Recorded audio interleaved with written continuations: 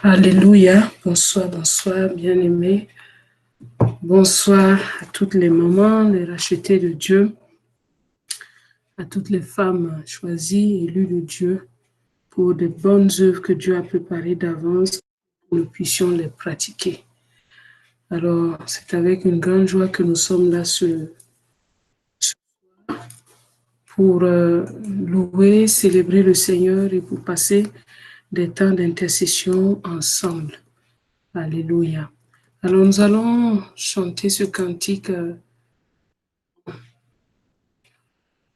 Mon Dieu est si bon, il prend bien soin de moi. Mon Dieu est si bon, il prend bien soin de moi. Ce Dieu si fidèle, sais-tu qu'il pense à toi? Il voudrait t'aider dans tes difficultés. Il faut que tu viennes à lui tel que tu es. Dieu sait si bien ce qui te semble lourd, qui te fait mal, te trouble chaque jour. Il connaît tes besoins, ta peur du lendemain. Avec mon Dieu, tu sais tout ira bien. Mon Dieu t'aidera, il conduira tes pas. Si tu veux marcher, te plier à sa loi, alors ne crains pas, en lui sois affaibli. Il accomplira tout ce qu'il a promis. Dieu sait si bien ce qui te semble lourd, qui te fait mal, te trouble chaque jour. Il connaît tes besoins, ta peur du lendemain. Avec mon Dieu, tu sais tout ira bien. Il vit à jamais, c'est un Dieu tout-puissant. Il te répondra, viens à lui simplement. Quand tout semble noir, triste et désespéré, sais-tu que là-haut, tu n'es pas oublié. Dieu sait si bien ce qui te semble lourd, qui te fait mal, te trouble chaque jour. Il connaît tes besoins, ta peur du lendemain. Avec mon Dieu, tu sais tout ira bien. Il vit à jamais, c'est un Dieu tout-puissant. Il te répondra, viens à lui simplement.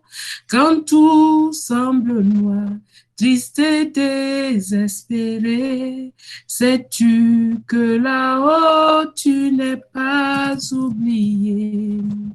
Dieu sait si bien ce qui te semble lourd, qui te fait mal, te trouble chaque jour. Il connaît tes besoins, ta peur du lendemain. Avec mon Dieu, tu sais tout ira bien. Mon Dieu t'aidera, il conduira tes pas. Si tu veux marcher, te plier à sa loi, alors ne crains plus, tu peux compter sur lui.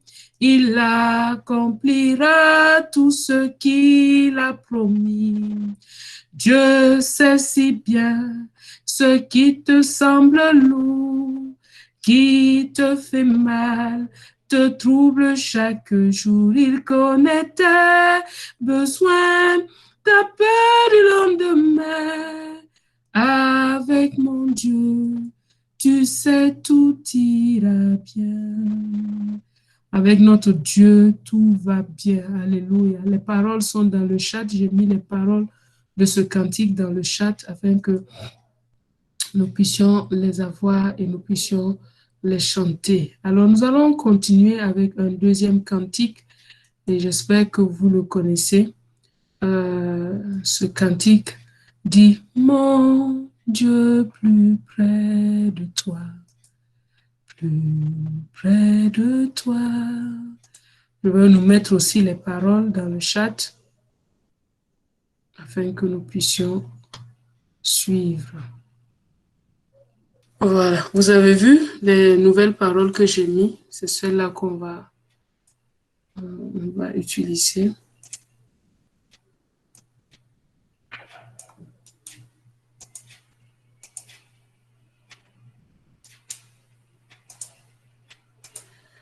Voilà, donc on va y aller. Les chants sont là pour nous donner, susciter notre foi, nous donner une ferme foi. Nous ne sommes pas pressés dans la présence du Seigneur et nous prenons le temps de chanter ces cantiques-là qui vont nous édifier avant que nous n'entrons dans l'exhortation et dans le temps de prière. Alors, ce cantique dit: Mon Dieu, plus près de toi, plus près de toi, c'est le mot de ma foi, plus près de toi. Dans le jour où l'épreuve déborde comme fleuve, garde-moi près de toi, plus près de toi. On reprend le premier couplet. Mon Dieu, plus près de toi, plus près de toi, c'est le mot de ma foi, plus près de toi. Dans le jour où l'épreuve déborde comme fleuve, garde-moi près de toi, plus près de toi, plus près de toi, Seigneur, plus près de toi. Tiens-moi dans ma douleur, plus près de toi. Alors que la souffrance fait son œuvre en silence, toujours plus près de toi. Seigneur, tiens-moi. Plus près de toi, toujours plus près de toi. Donne-moi ton secours, soutiens ma foi.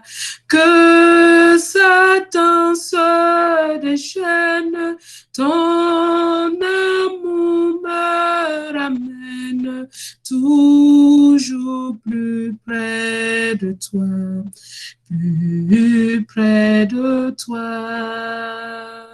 Mon Dieu, plus près de toi, plus près de toi. J'ai vu dans le désert, j'ai vu plus près de toi.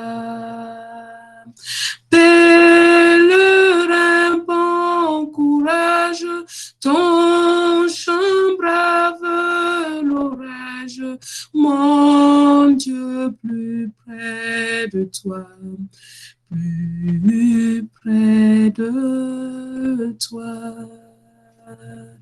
plus près de toi, Seigneur, plus près de toi. Donne-moi ton secours, reste avec moi. Oh, l'ennemi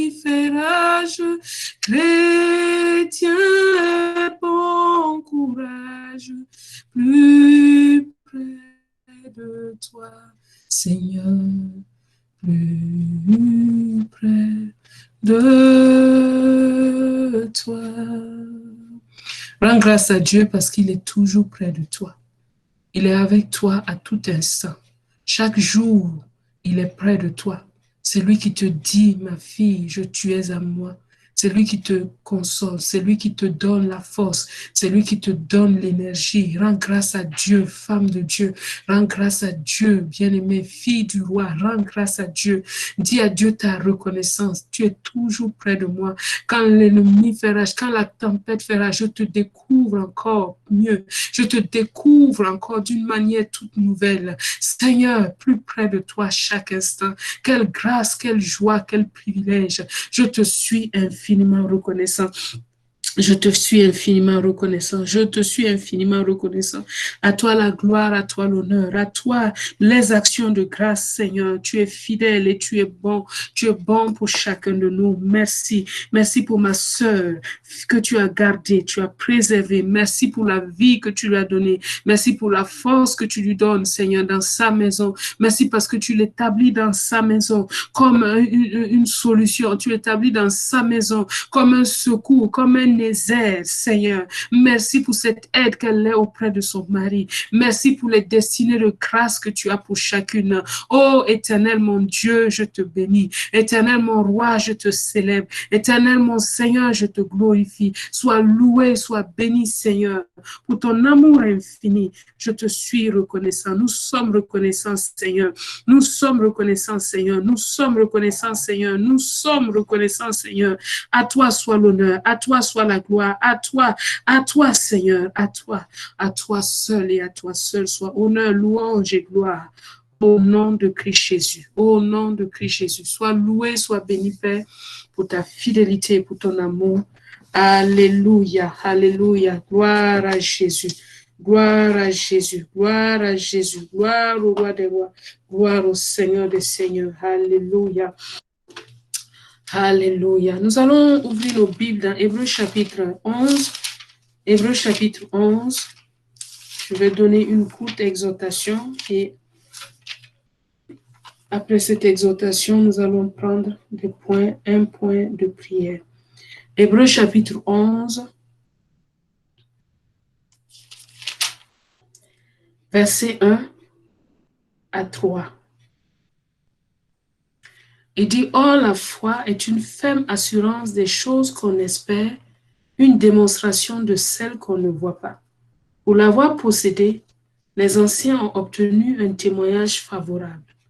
C'est car c'est par la foi que nous reconnaissons que le monde a été formé par la parole de Dieu, en sorte que ce qu'on voit n'a pas été fait de choses visibles. » Verset 6. « Or, sans la foi, il est impossible de lui être agréable, car il faut que celui qui s'approche de Dieu croit que Dieu existe et qu'il est le rémunérateur de ceux qui le cherchent. » Dieu existe et il est le rémunérateur de ceux qui le cherchent.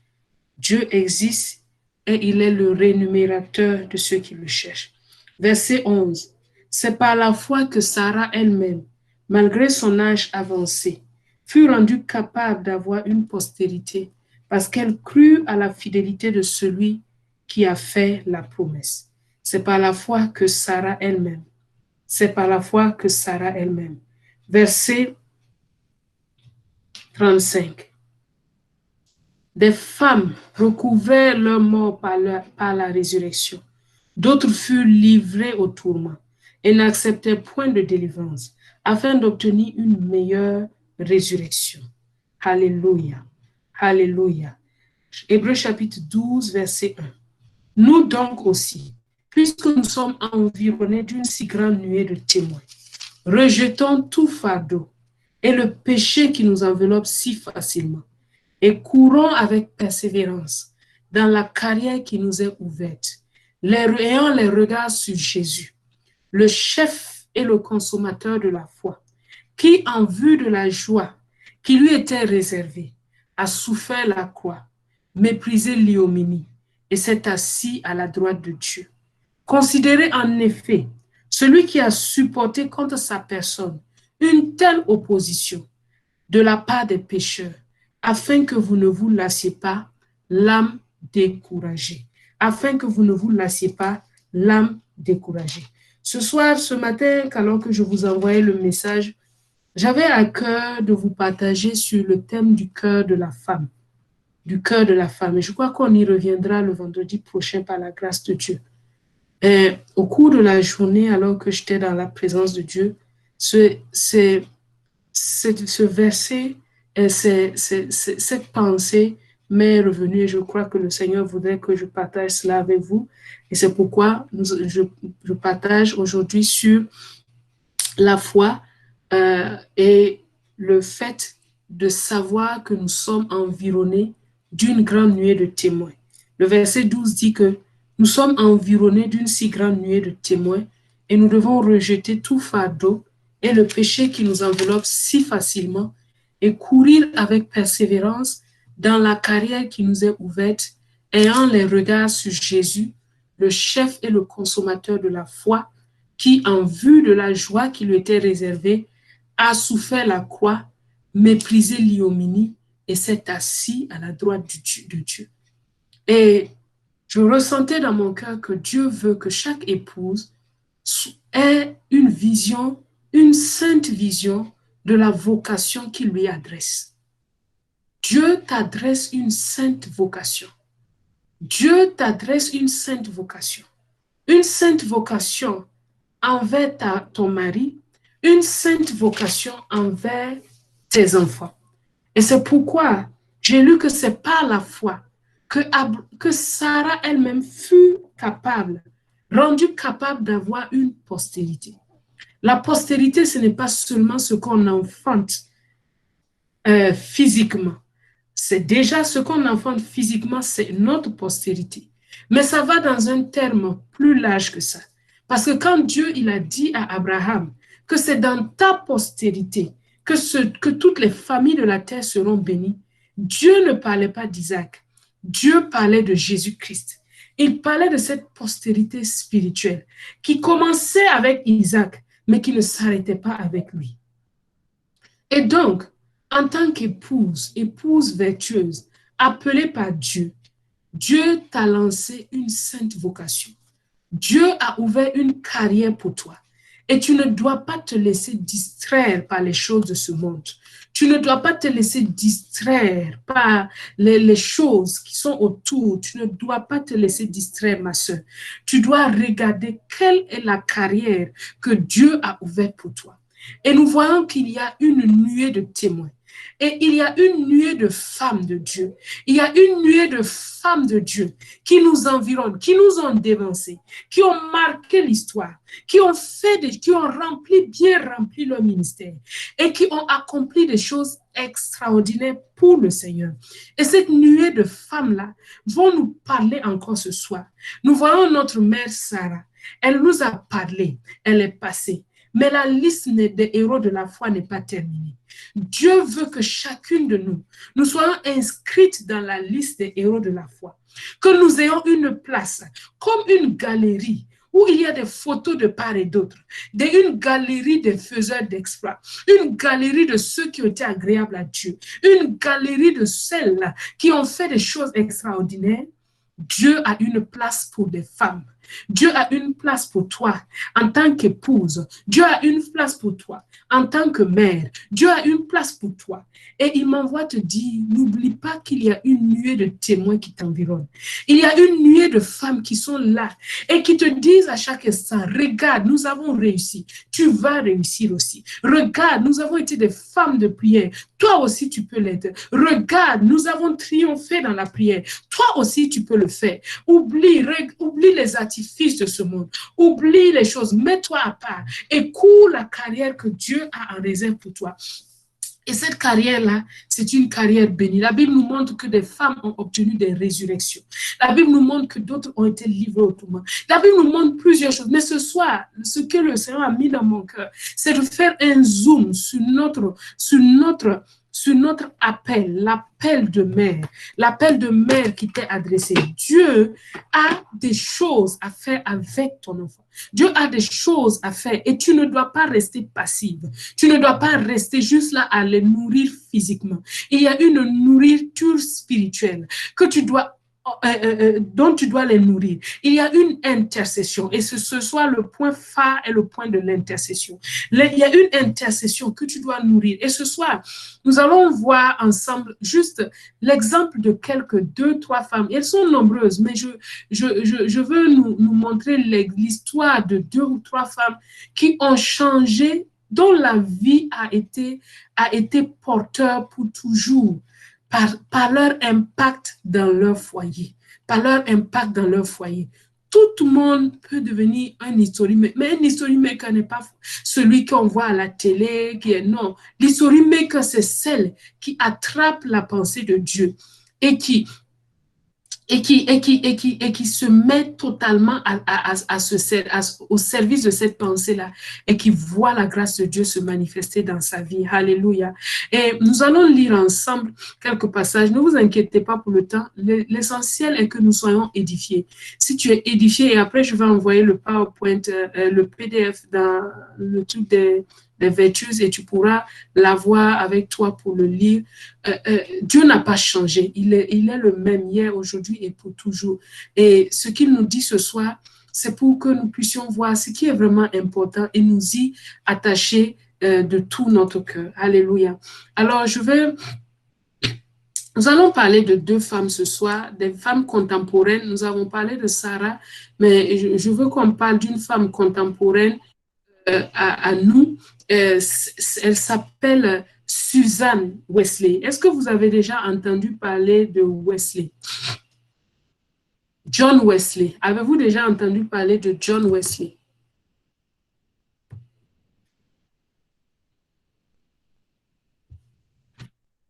Est-ce que tout le monde connaît John Wesley?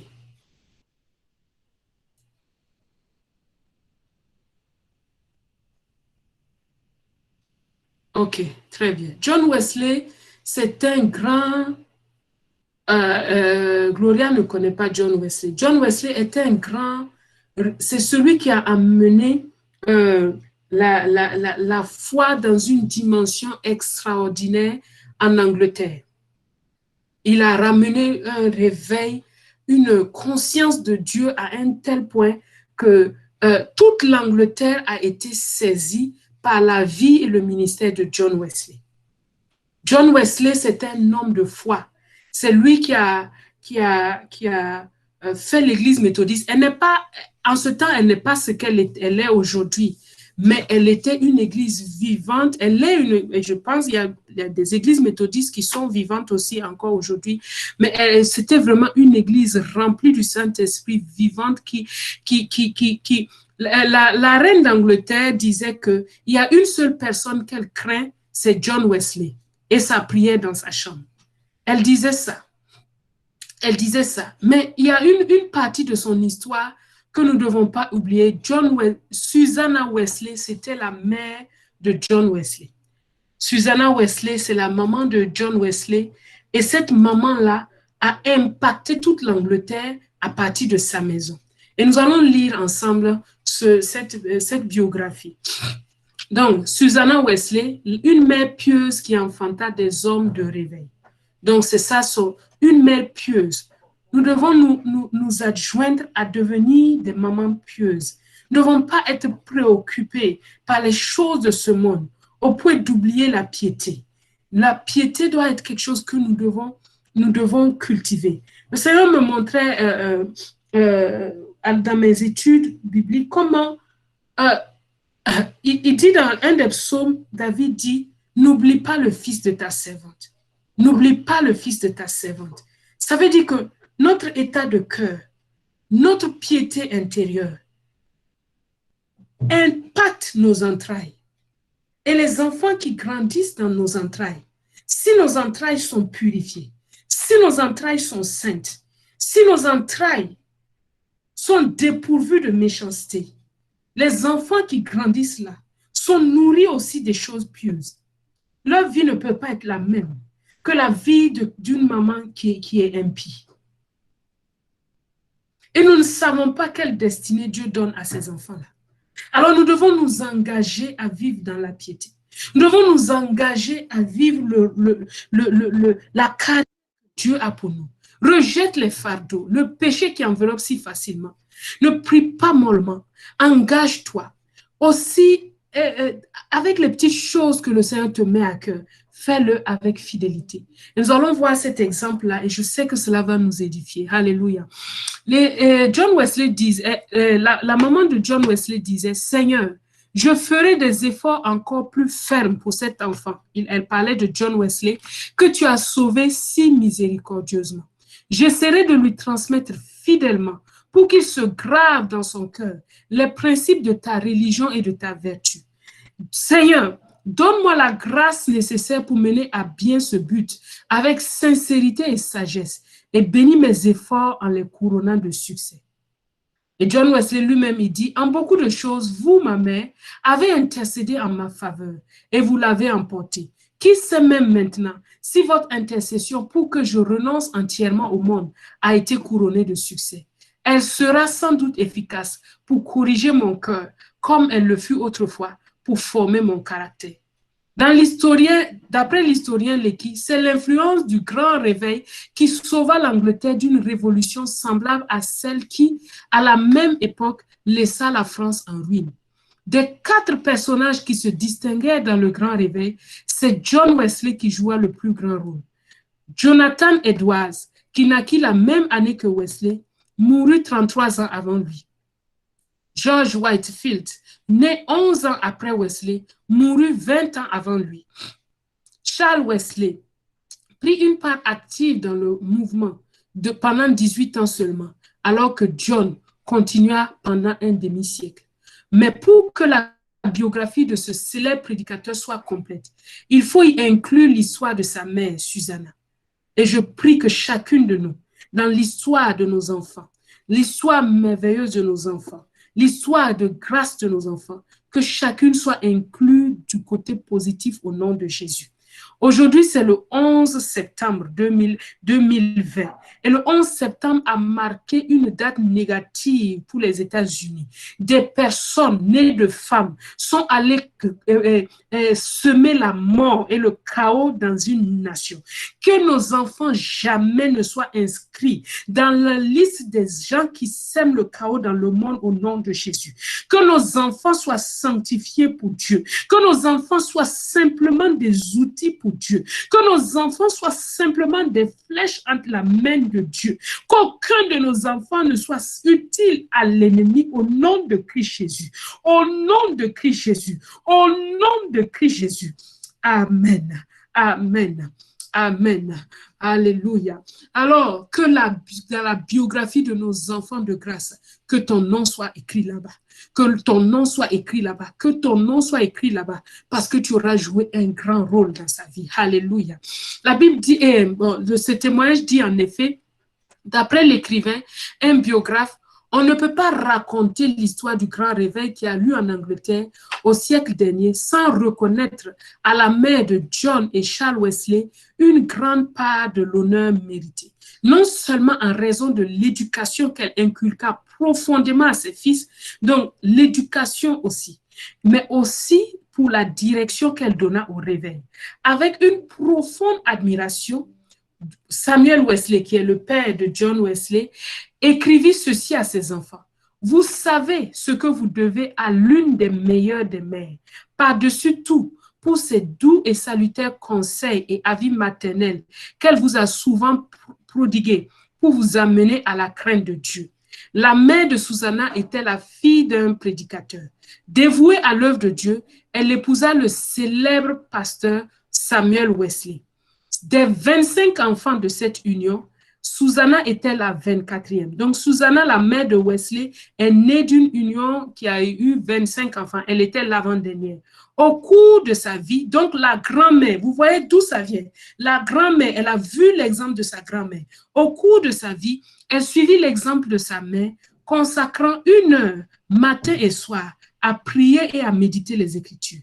D'après ce qu'elle écrivit un jour, on se rend compte de la place que tenait la prière dans sa vie. Loué soit Dieu pour toute journée où nous nous conduisons bien.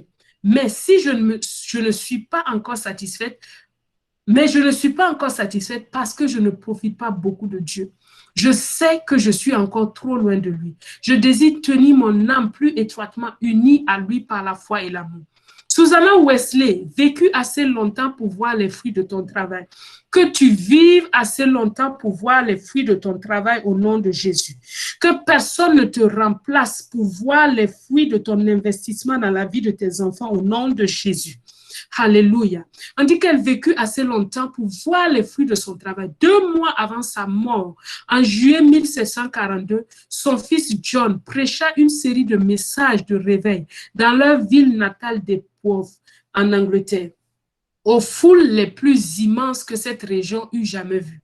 Le ministère en plein développement de John et Charles allait avoir un impact sur les générations à venir, leur ouvrant la voie à l'évangile de Christ. Pourtant, leur succès était une bénédiction que Susanna n'était pas sûre que Dieu la laisserait apprécier dans sa vie.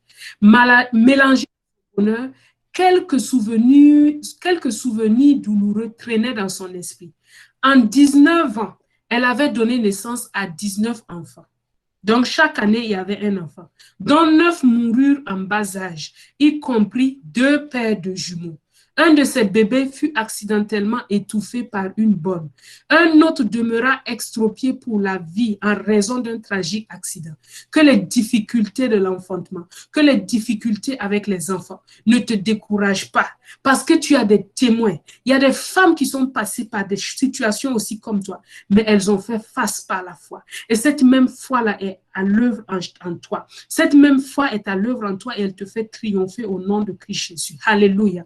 On dit Susanna fit face à ces épreuves avec la foi en Dieu qu'elle avait reçue tout enfant encore. Elle était la plus jeune des 25 enfants qui naquit en 1669 de la famille du docteur Samuel Ansley, un puissant serviteur de Dieu bien connu. Donc vous voyez que c'est des générations. Ce que tu fais aujourd'hui, ça va toucher 4, 5 générations. Alléluia. Donc, servons, aimons le Seigneur de tout notre cœur. Livrons-nous entièrement. Ce n'est pas seulement nos enfants, nos petits-enfants, nos arrière-petits-enfants, si Jésus ne revient pas. Alléluia. Ses parents étaient des ouvriers de Dieu, pleins de grâce et inlassables dans son œuvre, qui s'étaient souciés de rendre agréable le foyer durant toute leur vie. Le bureau de son père était un centre d'activité intellectuelle où beaucoup d'hommes renommés de l'époque discutaient sur les questions du moment. Susanna gardait toujours une oreille attentive aux discussions, car elle aimait apprendre. Elle eut la rare opportunité d'accéder à l'instruction comme peu de femmes de son temps pouvaient le faire, et elle en tira le meilleur profit. Son brillant esprit absorbait l'instruction que son père lui prodiguait. Susanna se rappelait ces jours-là avec tendresse, particulièrement sa croissance dans le Seigneur. Elle écrivit dans une lettre: je te dirai quelles règles j'observais quand j'étais jeune et trop attachée aux diversions enfantines. Ne jamais passer plus de temps dans les simples loisirs dans une seule journée que dans des dévotions religieuses personnelles. Donc, toute petite, elle avait déjà des règles qu'elle ne passerait pas plus de temps dans les loisirs que dans les dévotions religieuses personnelles. Elle était aussi jolie et captivante extérieurement qu'elle ne l'était dans son cœur. Et le jeune Samuel Wesley le remarqua rapidement. Ils se marièrent le 11 novembre 1688, quand Susanna eut 19 ans. Mais quand il l'épousa, elle n'avait pas prévu la vie difficile qu'elle allait vivre. La première bataille fut d'ordre matériel. Du fait que Samuel était un ministre nouvellement ordonné dans l'Église d'Angleterre, il dut attendre d'être nommé pasteur des paroisses qui lui payassent un salaire suffisant. Par la suite, il fut nommé recteur à Epworth, une bonne position, mais entre-temps, il était submergé de dettes. Ce qui n'arrangeait guère la situation était que Samuel était un bien mauvais gestionnaire. Chaque tentative hasardeuse dans le domaine financier qu'il entreprenait tournait au désastre et les laissait encore plus pauvres qu'avant. Coincée avec ses enfants à élever et l'épreuve des maladies prolongées, Susanna ne pouvait pas beaucoup contribuer à compléter ses revenus. La générosité des amis et des défenseurs permit de subvenir à leurs besoins pendant les périodes les plus mornes. En dépit de son amour pour elle et de son engagement pour Christ, Samuel n'avait pas conscience de ses fautes. À certains moments, il était tyrannique et despotique à la maison. Donc, elle avait un mari difficile à vivre. Une fois après un désaccord mineur, il abandonna Susanna et leurs enfants pendant une année entière. Pourtant, il était pasteur. Que Dieu nous en garde. Quelles que soient les circonstances, toutefois, Susanna était résolue à s'occuper de sa famille de la meilleure façon possible.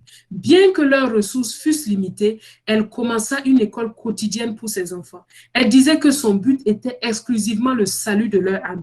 Et par conséquent, l'instruction académique rigoureuse ne prit jamais la priorité sur l'instruction dans la parole de Dieu. Chaque jour avant les cours, elle se consacrait 1 heure pour la lecture des Écritures et pour la prière.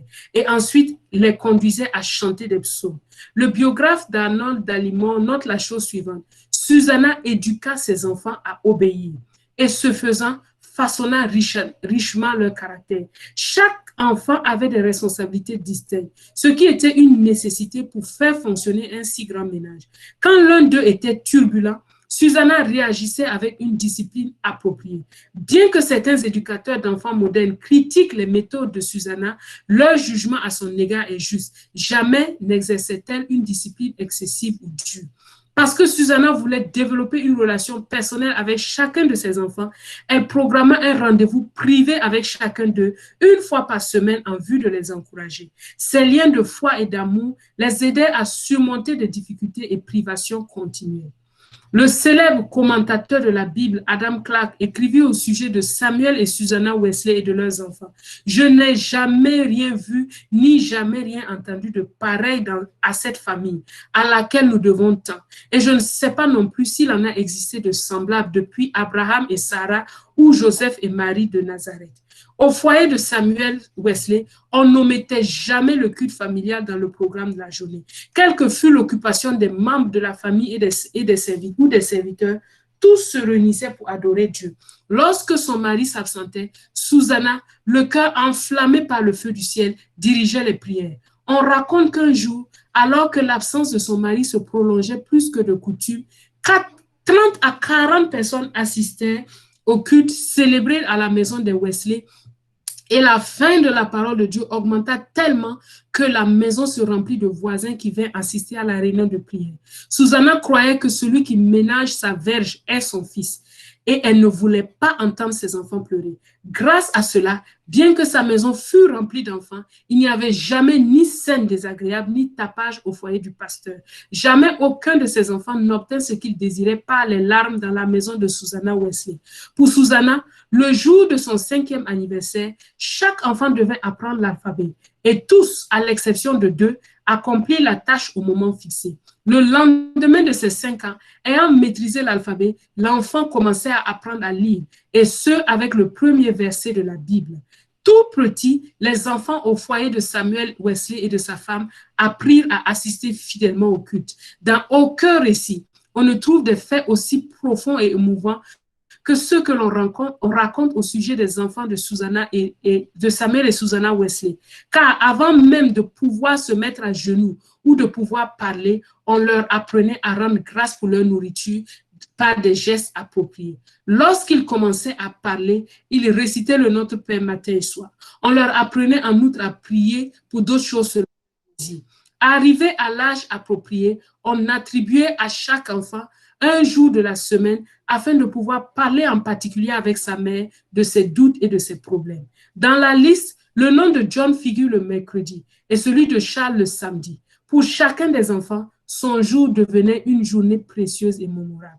Il est émouvant de lire ce que John Wesley, qui était le 15e des 19 enfants de Samuel et Susanna Wesley, 20 ans après avoir quitté la maison paternelle, disait à sa mère: « En beaucoup de choses, vous, ma mère, vous avez intercédé en ma faveur et vous l'avez emporté. Qui sait même maintenant si votre intercession pour que je renonce entièrement au monde a été couronnée de succès.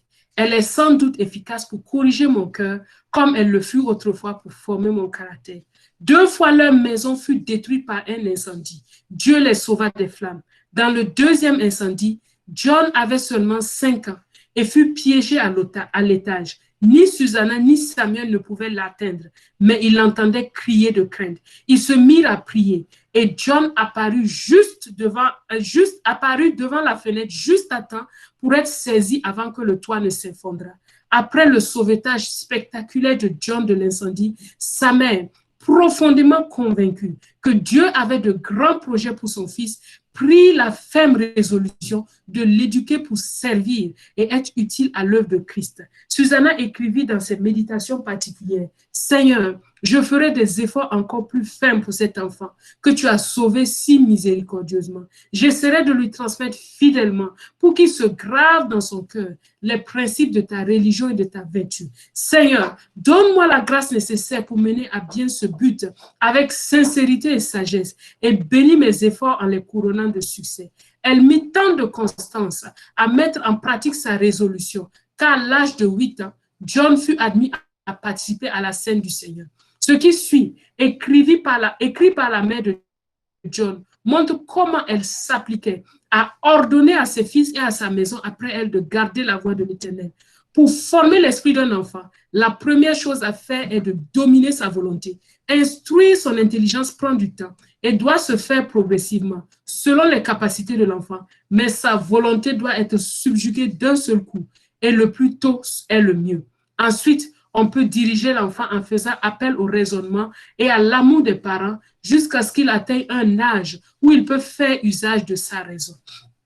Peu avant de mourir à l'âge de 73 ans, Susanna écrivit à Charles pour décrire sa foi. Elle admettait que pendant des années, elle avait lutté dans le doute et la confusion au sujet de son salut, mais que finalement, elle eut la paix complète. Quand j'avais oublié Dieu, c'était là que je m'apercevais qu'il ne m'avait pas oublié. Même dans ces moments-là, il appliquait réellement par son esprit les mérites de la grande expiation à mon âme, me disant que le Christ mourut pour moi. Sa famille rassemblée autour de son chevet. Pendant sa maladie finale, elle prononça les paroles suivantes. « Mes enfants, dès que je serai libérée, chantez un psaume de louange à Dieu. » Sur l'épitaphe de sa tombe figurent en partie les mots suivants. « Si gît le corps d'une chrétienne, échangeant la croix pour une couronne. » Alléluia. Échangeant la croix pour une couronne. C'est une histoire, c'est un témoin qui nous environne et dont son histoire nous parle ce soir. Il y en a d'autres. J'ai mis une deuxième histoire. Vous allez le lire vous-même. C'est la mère de Houston Taylor, celui qui a été à ce moment-là, sa maman, la part que sa maman a pris dans sa vie. Vous allez avoir le temps de le lire. Mais c'est ce témoignage-là que j'ai partagé nous touche ce soir parce que nous réalisons que Dieu ne fait exception de personne. Il l'a fait pour Susanna. Si nous nous livrons à lui, il le fera aussi pour nous.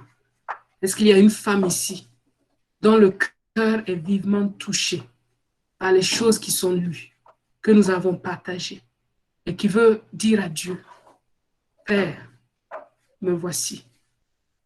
Détruis tout ce qui résiste en moi.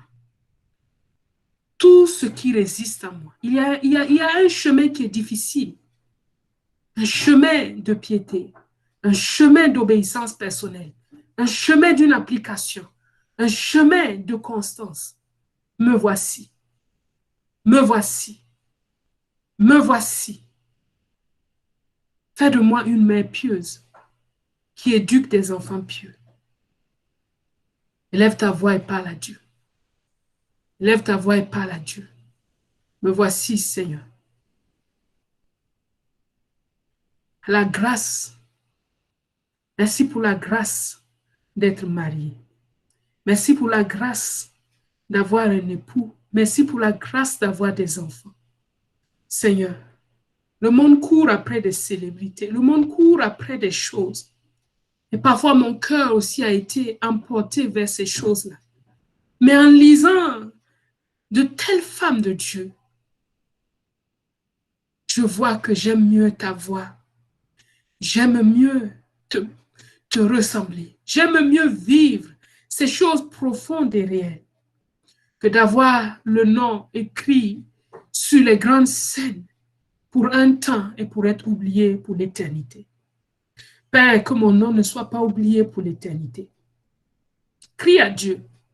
Change de focus. Peut-être que tu as besoin de changer de focus. Crie à Dieu ce soir-là. Crie à Dieu ce soir de tout ton cœur, pas du bout des lèvres.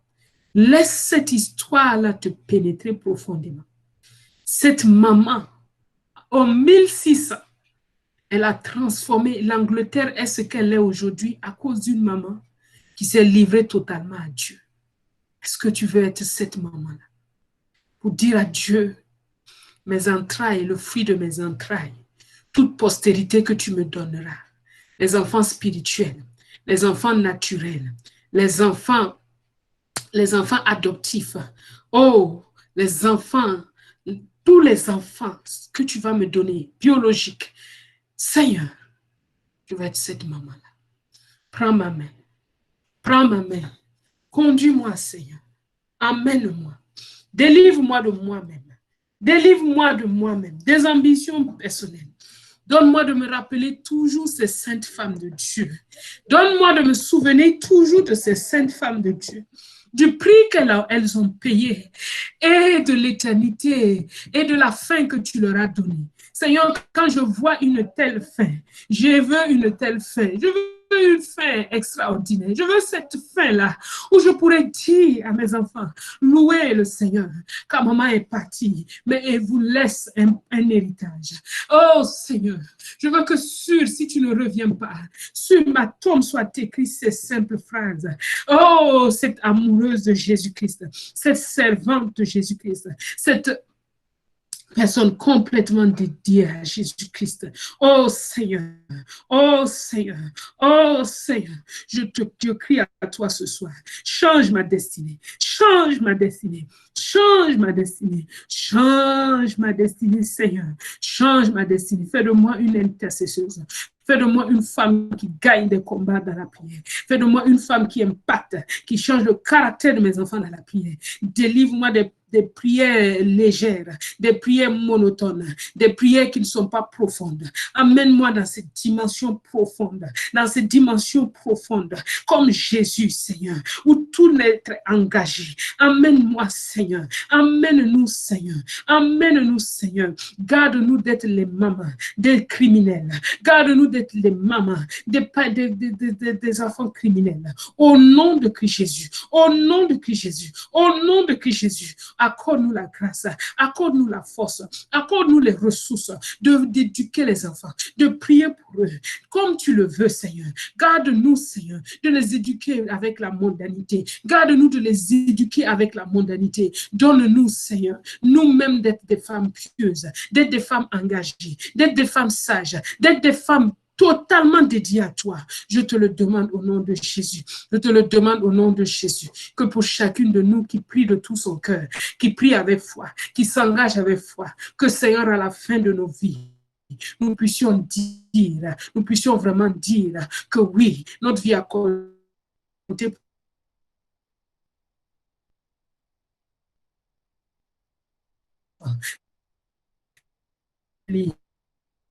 Mais toi, tu veux que nous puissions relever les choses. Et nous voici, Seigneur. Nous voici, Seigneur. Nous voici, Seigneur. Au nom de Jésus-Christ. Au nom de Jésus-Christ. J'aime mieux avoir Christ que les plus grands biens. J'aime mieux avoir Christ qu'un palais somptueux. J'aime mieux avoir Christ que la renommée. J'aime mieux qu'il me guide par sa main percée que d'être une reine envie de faire, mais le cœur désert sans lui. J'aime mieux avoir Christ que les plus grands biens que le monde offre aujourd'hui. J'aime mieux avoir Christ que les plus grands biens. J'aime mieux avoir qu'un palais somptueux.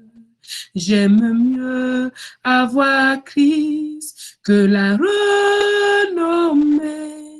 J'aime mieux qu'il me guide par sa main percée que d'être une reine vêtue de fin, mais le cœur désert s'ennuie. J'aime mieux avoir Christ que les plus grands biens que le monde offre aujourd'hui. J'aime mieux avoir Christ que l'or fabuleux. J'aime mieux avoir Christ qu'un palais somptueux. J'aime mieux avoir Christ que la renommée. J'aime mieux qu'il voit Christ, qu'il me guide par sa main percée. Que d'être un grand roi vêtu de feu, mais le cœur désert s'ennuie.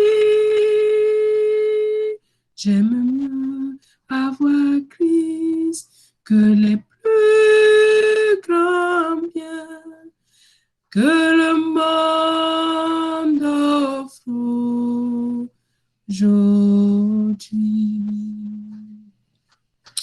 Alléluia. Merci Seigneur Jésus. Merci Roi de gloire. Merci Prince de paix. Alléluia. Alléluia. Merci Seigneur Jésus. Merci Seigneur Jésus. Si quelqu'un a quelque chose à partager, nous allons l'écouter et nous arrêter là.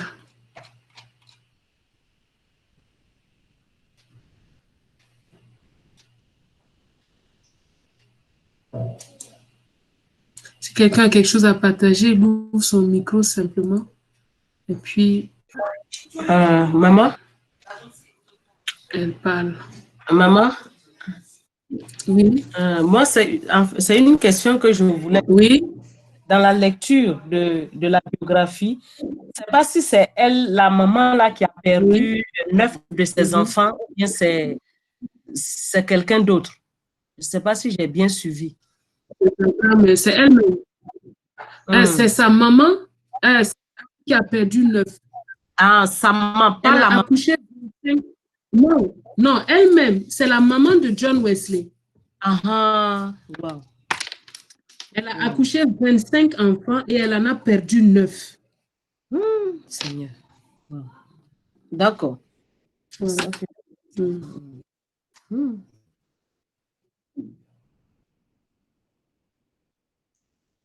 Maman, moi j'ai une question. Oui. C'est dans la biographie qu'on a lu. Bon, je ne sais pas si c'est possible de répondre aujourd'hui selon la longueur de la réponse ou pas, mais elle a mis que pour former l'esprit d'un enfant, il faut dominer sa volonté. Donc, je veux savoir comment on fait pour faire ça. Je ne sais pas pratiquement comment ça peut se passer. Ça, ce sont les objectifs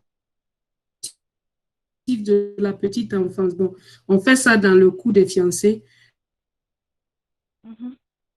Et l'obéissance, c'est que tout petit, dans la petite enfance, c'est-à-dire avant ces 3-4 ans, il faut négocier. Et donc, quand elle dit dominer sa volonté, c'est-à-dire lui enlever l'envie de désobéir. Elle dit casser ça. Ça, c'est, j'ai lu un manuel d'éducation qu'elle donne. Et aujourd'hui, évidemment, ce sont des méthodes que les psychologues d'aujourd'hui disent non, il faut laisser l'enfant parler, dire ce qu'il veut. Mais ça, c'est sa méthode à elle et je trouve que sa méthode a donné de meilleurs fruits que les méthodes. Elle était remplie d'amour, mais il y avait une chose où elle ne transigeait pas, c'est l'obéissance. Quand elle dit une chose, ce n'est pas à moitié, ce n'est pas après, c'est tout de suite, c'est maintenant. Et cette éducation qu'elle a donnée à l'enfant a formé l'enfant à être obéissant à Dieu. Combien de fois aujourd'hui nous luttons personnellement dans nos vies parce que nous n'avons pas appris l'obéissance quand nous étions enfants. Nous avons appris à contourner, nous avons appris à faire des choses. Et donc aujourd'hui, comme quand Dieu nous dit quelque chose, nous n'arrivons pas à obéir spontanément tout de suite parce que nous n'avons pas appris l'obéissance quand nous étions enfants. Mais la Bible nous montre que Jésus a appris l'obéissance, il était soumis. Donc, cette méthode, c'est sa méthode à elle, mais ça a donné ses résultats. Elle a écrit des livres d'éducation, comment éduquer l'enfant. Je n'ai pas le livre physiquement, mais j'avais lu un PDF là-dessus. Et ça, c'est dit, il faut briser tout de suite. C'est-à-dire, il ne faut pas lui donner le droit de réfléchir. Avant ses 5 ans, il faut qu'il sache que l'obéissance, c'est l'obéissance. Après, elle ajoute d'autres choses, comme on l'a lu dans le manuel. Elle dit, après, on sollicite son intelligence pour lui expliquer le pourquoi des choses, mais au début, former l'esprit d'un enfant, c'est dominer sa volonté, c'est lui apprendre que il n'a pas je pense, je veux, non, tu n'as pas de, on te dit ce que tu as fait et tu le fais. Mais c'est vraiment le plus tôt, elle dit le plus tôt est le mieux. Donc, je ne sais pas si j'ai répondu à ta question. J'ai bien compris, merci. Okay. Quelqu'un d'autre a une...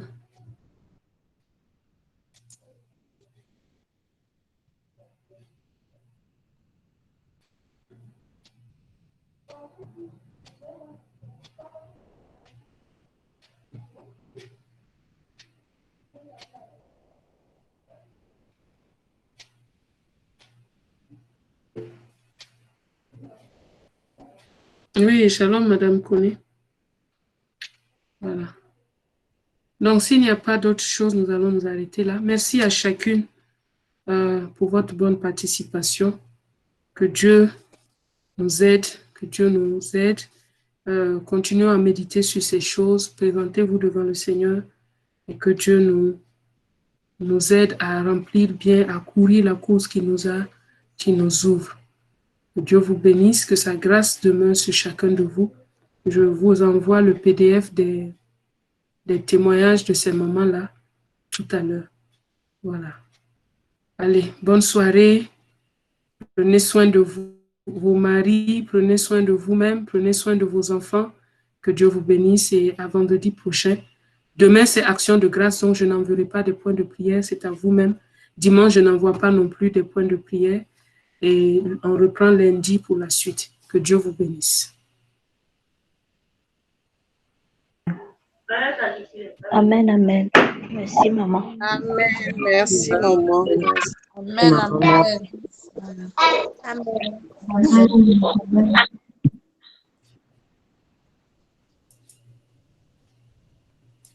Amen. Désolée, maman, je travaillais au... Tu vas suivre l'enregistrement après. D'accord, maman. Désolée. Non, ça va. Bon courage. Merci beaucoup, maman.